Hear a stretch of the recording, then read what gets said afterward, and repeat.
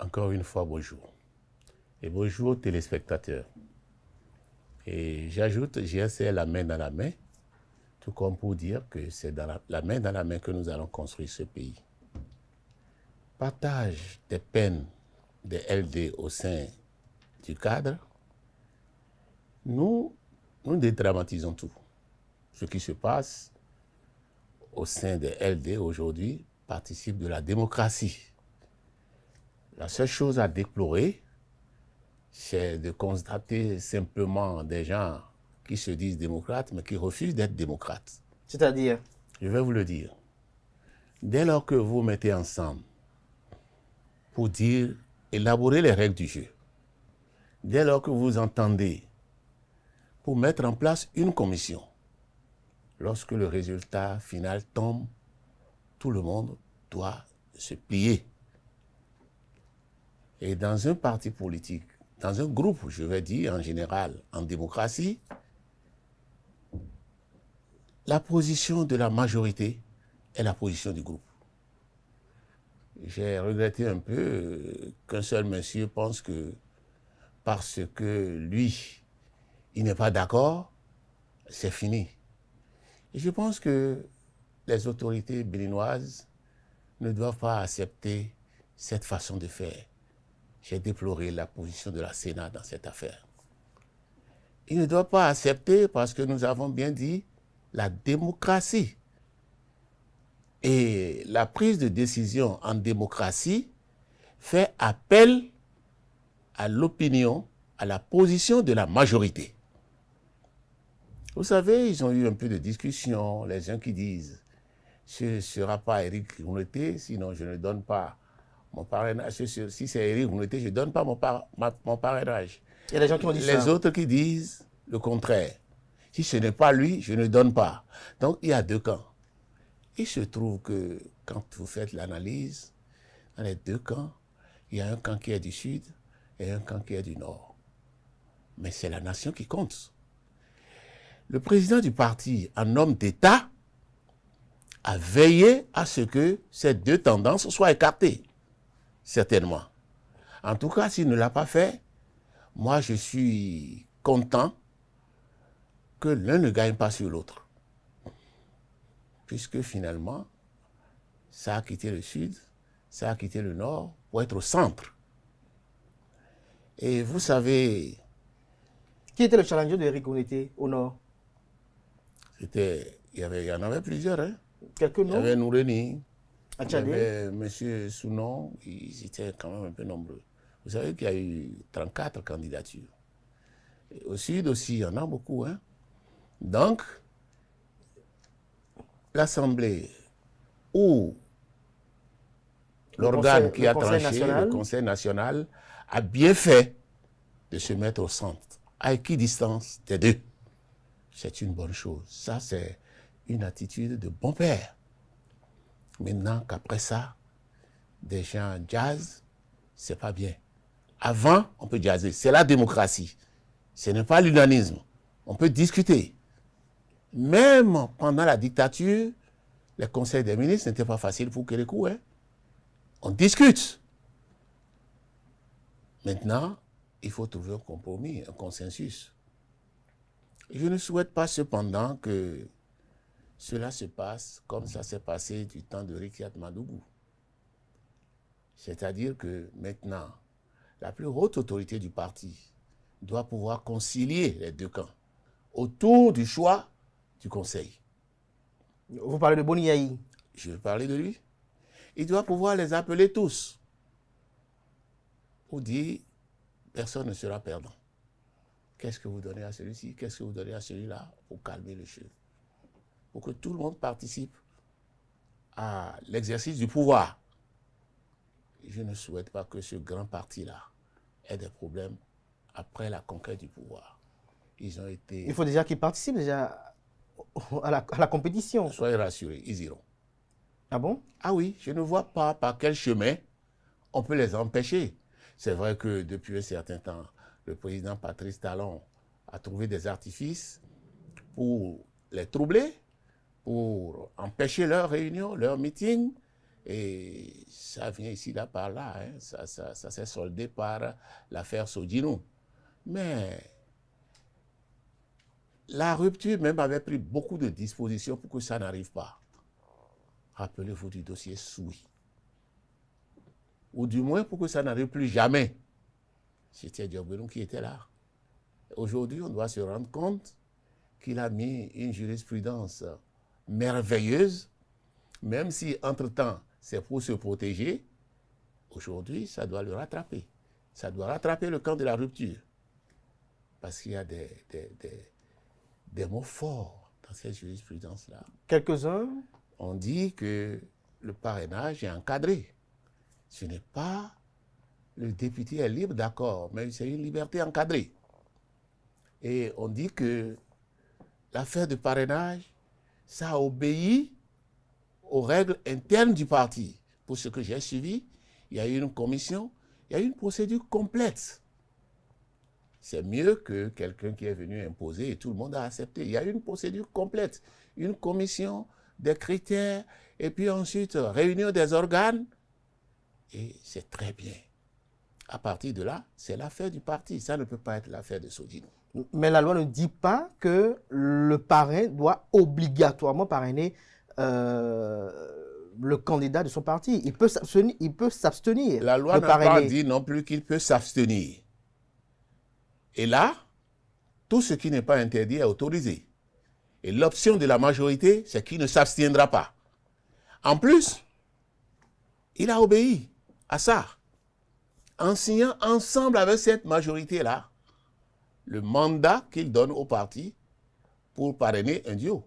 Tout le monde a vu ça à la télévision. Il a signé publiquement. Et quand il a oublié de signer, le chef de parti lui a rappelé qu'il n'a pas signé. Il est allé signer.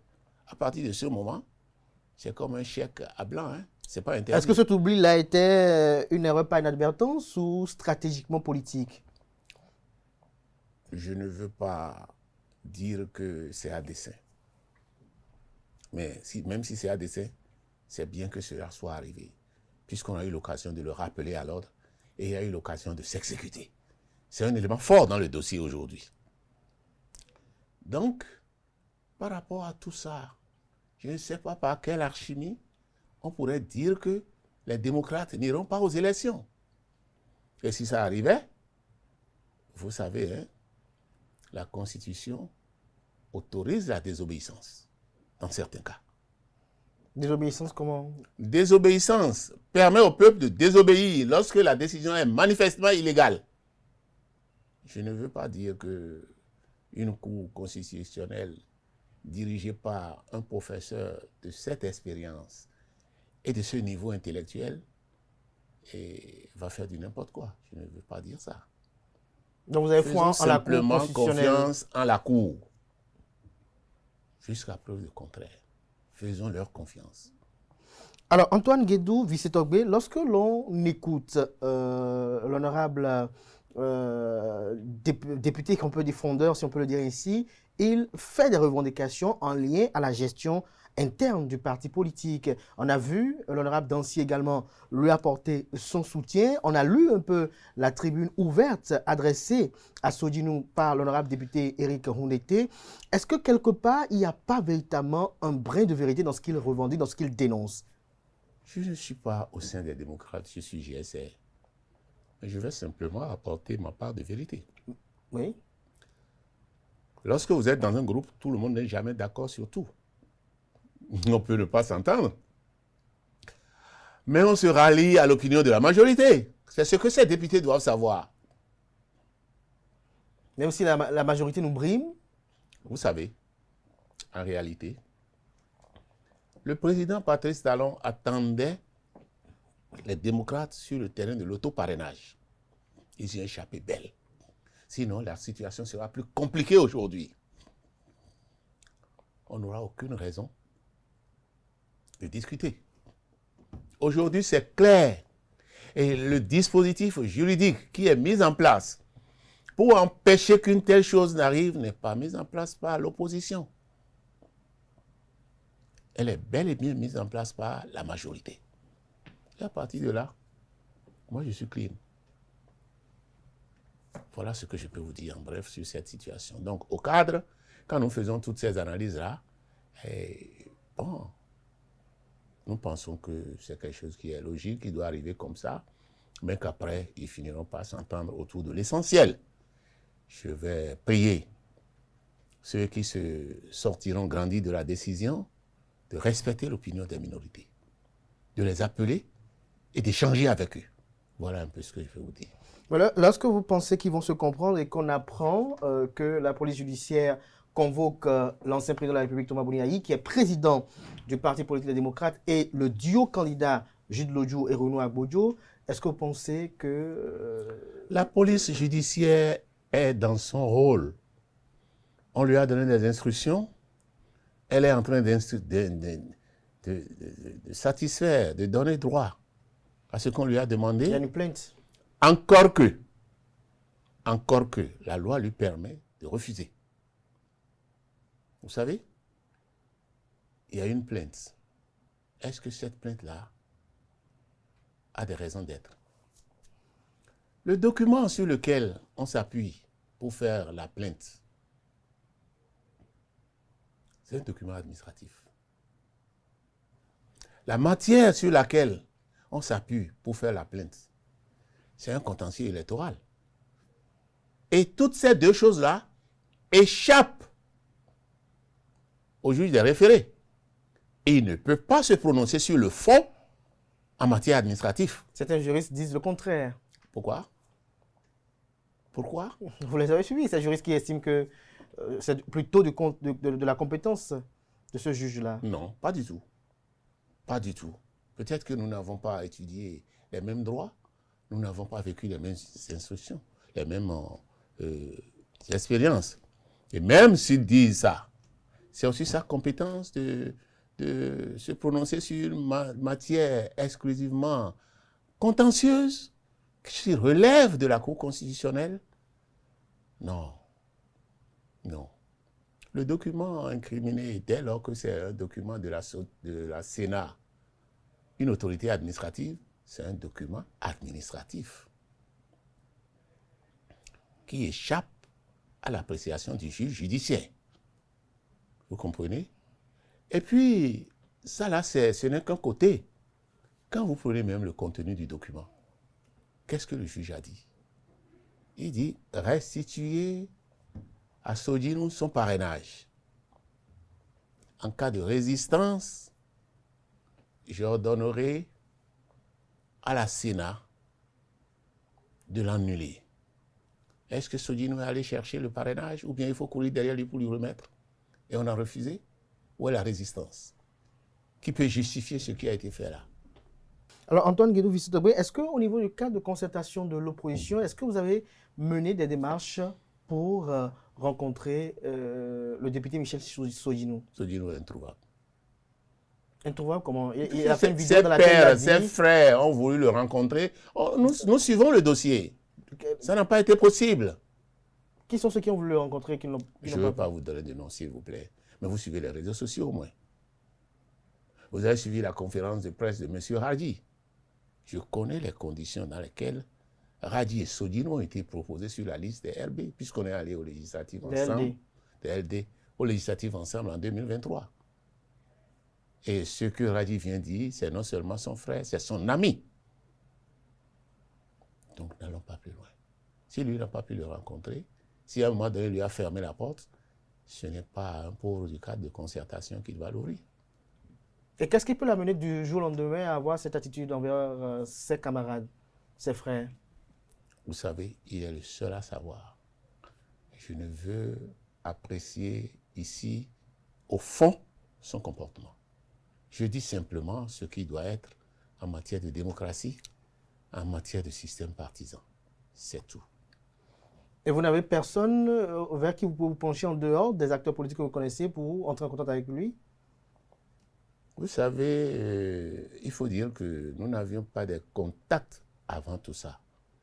Et si vous inventez comme ça, sans son assentiment, vous pouvez paraître suspect. Est-ce que vous avez vent de démarches engagées par le président Boniaï lui-même vers Michel Sodjinou? Pas du tout. Pas du tout. Est-ce que vous ne pensez pas qu'au regard de la situation, au regard des enjeux, Bouniaï lui-même devait quand même mener certaines actions? Vous ne pouvez pas dire non plus qu'il ne l'a pas fait. Je vous pose la question pour savoir, on ne sait jamais. Et je dis, vous ne pouvez pas dire qu'il ne l'a pas fait. Je vous pose la question, vous nous donnez l'information. Je vous ai donné la réponse. Que? Il ne me prend pas comme témoin pour poser ses actes. Mais à partir de ce moment, je ne peux pas dire qu'il ne l'a pas fait non plus. Donc je vais vous donner une réponse dans ce sens. Est-ce que vous mesurez l'enjeu que représente Sodinou pour la participation des démocrates pour 2026? Sodinou n'est pas un enjeu. L'enjeu, c'est le peuple. Vous avez compris? Sodinou n'est pas un enjeu. L'enjeu, c'est le peuple. Sodinou est rentré aux démocrates. Cela veut dire qu'il s'est librement plié au test du parti. Il a le devoir de le respecter. Je vais vous dire quelque chose qui va vous surprendre. Si c'était mon parti, j'essaie, à la fin de toutes ces procédures-là, je poursuivrai le juge des référés. Oui, oui. Pour que ces questions-là sortent une fois pour de bon de la République. Un cadre ne peut pas se lever et faire ce qu'il veut. Mais il fait ce que lui recommande son expérience et toutes les études qu'il a eu à faire. Tout à l'heure, vous avez parlé de... Vous savez comment Radji et Sodinou sont venus sur la liste LD. Je ne fais pas de détails là-dessus. Donnez-nous-en quelques pistes. On était tous au front pour la restauration de la démocratie avec un ami qui leur a fait appel à un moment donné parce qu'ils étaient proches de lui. Je ne dirai pas plus. C'était qui l'ami, si vous ne voulez pas dire Je plus? ne dirai pas plus. Vous ne donnerez pas son nom? Je ne dirai pas plus. Est-ce que les gens ont été lésés pour qu'ils soient positionnés? Oh, il y a des membres de LD qui pensaient qu'ils étaient lésés. Mais ce n'était pas ça. Ils posaient un faux problème. À partir du moment où LD est parti aux élections en faisant appel à des alliés, vous devez leur faire aussi des concessions. Donc, lésé ou pas, ce n'était pas important pour moi. Est-ce que vous avez suivi de fond en comble le processus? Vous dites que oui, vous avez suivi, mais est-ce que Renaud Agodjo a été imposé? Je vais vous poser cette question. Pas du tout alors. Selon vos informations, non? Je vous réponds non, pas du tout. Et je vais vous dire plus. Et vous paraît contrairement méritant? à ce qu'on disait dans la plainte que le président Boni Yahi a fait du faux, et ça, non. Vous savez, ils sont rentrés en matière pénale. Et c'est une responsabilité personnelle. Mais je peux vous dire que le président Boni Yahi a affecté les fiches après les avoir prises au secrétariat administratif du parti. C'est devant moi que le secrétaire administratif a rempli. Toutes les fiches, ce n'est pas la fiche de Sodinou seulement. Toutes les fiches étaient signées à blanc. Parce que c'est la procédure qu'ils ont décidé ensemble. Pour rentrer ensemble dans un bus pour aller les chercher. Pourquoi Sodinou sera en marge de la procédure? À preuve, c'est qu'il a déjà signé, il a remis. Et il ne peut pas, parce que lui seul n'est pas d'accord sur 28, dire que lui, il va reprendre. Non, il ne peut pas. Et si le droit le réconforte dans sa posture? Le droit ne peut pas le réconforter. J'attends de voir ce droit-là. Merci à vous, Antoine Guédou Vissé-Togbé. Dernière question avant de conclure. Vous êtes président du parti politique Grande Solidarité Républicaine. Est-ce que vous n'envisagez pas une alliance avec le parti politique Les Démocrates pour les législatives et communales prochaines? Vous savez, les alliances sont interdites. Un accord de coalition parlementaire, j'allais dire. Voilà, nous envisageons, nous sommes en train d'étudier. Nous avons d'ailleurs mis en place une commission technique qui nous a fait des propositions sur les schémas possibles, les avantages et les inconvénients de chaque schéma. Et c'est en cours d'étude, ce n'est pas bouclé. Vous ne pensez pas aller voir l'Union progressiste, le renouveau, le Bloc républicain éventuellement? C'est exclu. Comment je vais le justifier politiquement? La loi le permet. Vous m'avez vu, non? La loi le permet. Après tout ce que j'ai dit à ce peuple-là, vous me voyez faire une bêtise comme ça, j'appelle ça bêtise. Ce serait de la salade russe. Je ne peux pas. Est-ce que vous ne pensez pas qu'avec tout ce qui se passe actuellement, le parti politique LD serait épuisé sur notre front, alors qu'actuellement, ils doivent être en train de préparer les dossiers pour les législatives et communales? Justement, c'est ce que la rupture attend. C'est-à-dire, on veut Pourquoi distraire. vous y voyez encore la rupture? Hein? Pourquoi vous y voyez la rupture alors que c'est un problème de démocratie interne? Non, laissez démocratie interne. La démocratie interne est réglée entre les partisans. Vous suivez? Je ne sais pas ce que... Peut-être que d'autres partisans cette n'ont pas, ordonnance- n'ont je pas ne le sais courage ce- de Michel Sodinou. Non, non, non, non, laissez affaire de courage. Ce n'est pas une affaire de courage. Vous savez, dans les tests du GSR, c'est clair et net. La décision du parti est la décision majoritaire. C'est écrit, blanc sur noir. Vous suivez? C'est aussi clair que vous ne pouvez pas démissionner à 1 an d'une échéance législative. Et tous les militants du GSR le savent. Vous perturbez le parti. Et c'est cette perturbation que les adversaires recherchent. Et on entendait sur le front de l'autoparrainage, ils ont échappé belle. On est arrivé ici. On a vu que, attention, il y a une jurisprudence, tout ça là, et ça ne risque pas de prospérer devant la cour. Et puis, bam, on va chez un juge judiciaire, le juge des référés. Et ce qui a fait pitié, c'est la confirmation de la cour d'appel. Parce que ce n'est pas n'importe quel magistrat, on met à la tête de la cour d'appel. Merci à vous, Antoine Guédouvi-Sotogbe. On vous aura compris. Un petit commentaire pour conclure, rempli d'espérance. Le commentaire que je vais faire, c'est vrai, j'ai déjà un peu les cheveux blancs, hein, mais je prends le peuple à témoin. La communauté internationale à témoin pour supplier le président Patrice Talon, pour lui dire de tenir compte des ambitions de son peuple, ce peuple-là qu'il a élu. Je le prie de reconsidérer sa position et de se rappeler que en 2019, il nous avait dit, nous, dans l'opposition, de ne pas brûler ce pays que nous aspirons diriger. Et nous l'invitons au retour de l'ascenseur, qui ne brûle pas ce pays. Ce n'est pas la fin du monde. Merci à vous, Antoine Guédouvi-Sotogbe. Je rappelle que vous êtes porte-parole du cadre de concertation de l'opposition. Vous êtes également le président du parti politique Grande Solidarité Républicaine, GSR, bien évidemment. Merci d'avoir effectué le déplacement ce matin sur nos plateaux. Merci à vous, chers amis, pour l'attention.